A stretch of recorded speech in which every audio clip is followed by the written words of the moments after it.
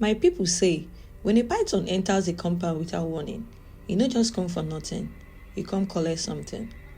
In the red-earthed village of Umaga, 17-year-old Nnenna was restless. Since her mother died giving birth to her, the women of the village cast her sideways glances, muttering that she was born betwixt life and death. Her father, Okafor, tried to shield her from the whisperers, but the weight of unanswered questions hung heavy around her. One evening, returning from the stream, Nnenna heard a voice, not one from the world of the living, but a soft, hissing whisper that slithered through the air. Come to the forest, come to where it began. The air grew thick, and the trees around her bent unnaturally. That night, she dreamt of a black snake with golden eyes. It crawled around her stomach, opening her mouth with its tongue, and forced itself down her throat. She woke up gasping, her belly twisting unnaturally beneath her night wrapper. She rushed to the window, vomiting air.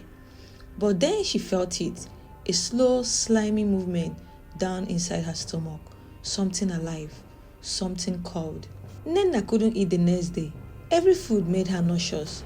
When she tried to speak to her father, he waved it off. You are becoming a woman. Your body is changing, he said with a nervous smile. But Nnenna knew this wasn't womanhood. It was something else. At school, she flinched every time a classmate came too close. Her stomach felt guided, like something was defending itself from the inside.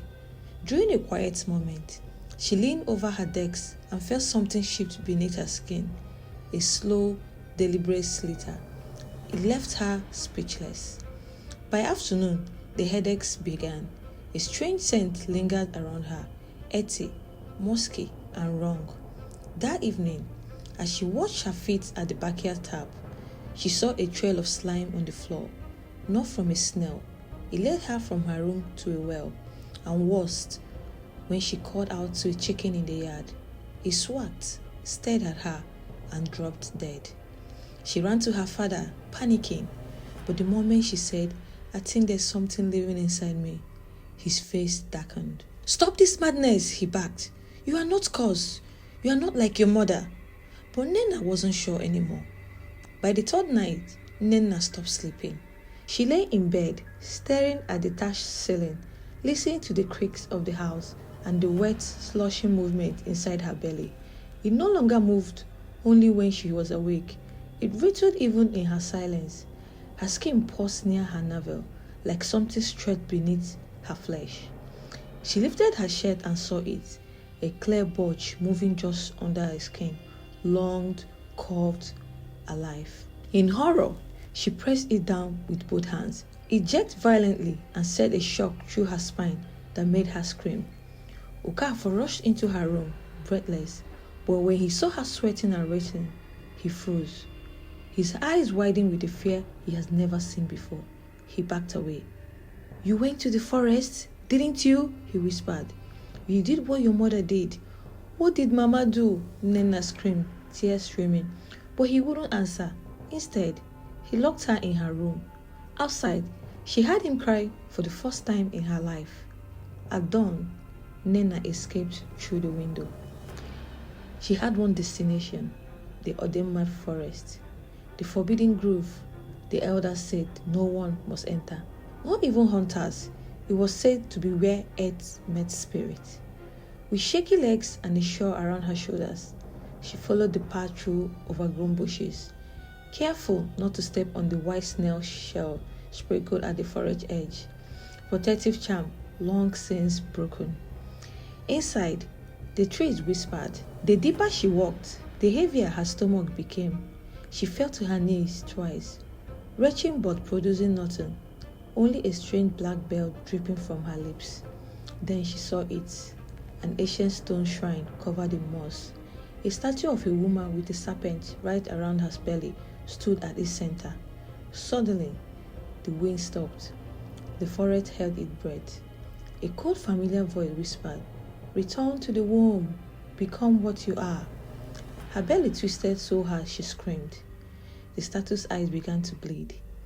As Nnenna lay collapsed before the shrine, a rustle came from the trees. An old woman stepping into the clearing. Hunched, rubbed in backbones, with white chalk smeared across her face. Her eyes were pure black. "I delivered your mother," she said, "and I told her to kill the thing before it grew." "You know what's happening to me?" Nnenna gasped. The woman suddenly nodded. "The serpent is awakening." She circled Nnenna like prey. "Your mother made a pact to bear a child of the earth spirit in exchange for power, but she died before the child would be born properly." "Are you saying I am not human?" "You are half, but the other half is waking." The woman dropped a bowl filled with blood and herbs onto the earth. "If you don't kill it now, child, it will devour your body and wear your skin." Nnenna's body seized in pain again. The old woman lifted a curved blade. "You have until the next full moon." Nnenna barely made it home that evening. Her father stood waiting at the compound gate, machete in hand. But when he saw her limping, covered in stretches and red earth, he dropped it. "I warned your mother. I warned you too," his voice broke, "but I didn't want to believe." In her room, Nnenna lifted her wrapper and looked at her belly. There were now 2 bite marks just beneath her ribs, small but angry red, pulsating like a heartbeat. She touched them. Her fingers trembled. They weren't from outside, they came from within. She cried herself to sleep, but in the dead of the night, something warm slid up her throat. She sat bolt upright and vomited thick black slime into a calabash by her bed. Inside it, something wiggled. A small black baby snake stared up at her, blinking with golden eyes, the same eyes from her dream. She slapped the calabash away and ran outside screaming, but no one heard. Because all the chicken in the compound were dead, every single one strangled by tiny claws. Desperate for help, Nnenna visited Fador Deli, the village fire-tongued priest. She told him everything, the dreams, the forest, the midwife, the snake. But when she mentioned her mother's name, he stiffened. "You should not have come here," he said coldly. "Your mother was warned. She served the wrong gods. You are the prize." He sprinkled holy water on her. The moment he touched her skin, she screamed, not from pain, but from the snake's rage inside her. Her stomach rose violently, nearly knocking the bowl from his hand. He stumbled backward. "Leave! Now! I can't help you!" "Please," she cried. "I don't want this." He raised his crucifix. "Then kill yourself before it's too late." She ran. Behind her, the crucifix in his hand caught fire. That night, Okafor sat by her bed. His eyes were bloodshot. He carried a worn wooden box. Inside was a picture of her mother, young, thinner, and holding a coiled snake in her arms like a baby. She was chosen, he said, but she ran, and the gods punished her. "You knew?" Nnenna whispered, trembling. He nodded. "I thought if I kept you away from the forest, from the truth, the curse would sleep forever. But it always wakes. The blood must be fed." Nnenna stared at her hands. Her fingernails had started to darken, curved silently, like small claws. "Am I dying?" "No," he said softly. "You are changing." He opened his shirt and showed her his side, bite marks just like hers. "I was the first vessel. You are the last." And then Nnenna understood. She was never meant to live a full life. She was meant to become. The next morning, the village woke to screams. Snakes, black tin and silence, slithered through the farm, into bedrooms, and down water pots. Women fainted, children wailed, even the elders began to whisper, "The spirit child has awakened." Nnenna stayed indoors, trembling. Her skin had started to shed, not fall off, but flakes in patches, revealing a tiny, shiny layer beneath. Her tongue ached, splitting at the center. She no longer needed food, just warmth and darkness. She slept under her bed that night. Her father locked the compound gate and lit 3 fires round the hut. But still, they came.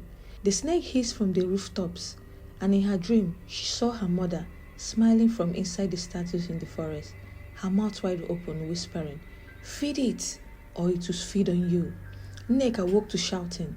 She ran outside and saw her father fighting a massive black python. easily the length of 2 men. He slashed at it with his machete, but it curled around his waist and lifted him into the air. "Run!" he screamed, blood trickling from his mouth. But she couldn't. The python stared at her. It has her eyes, and in that moment she knew it came from her. She dropped to her knees, weeping. "I'm sorry. I didn't ask for this." But the python hissed once, dropped her father's lifeless body, and slithered back into the bush. The fires went out. The cause was no longer hiding. It had arrived. The old midwife returned.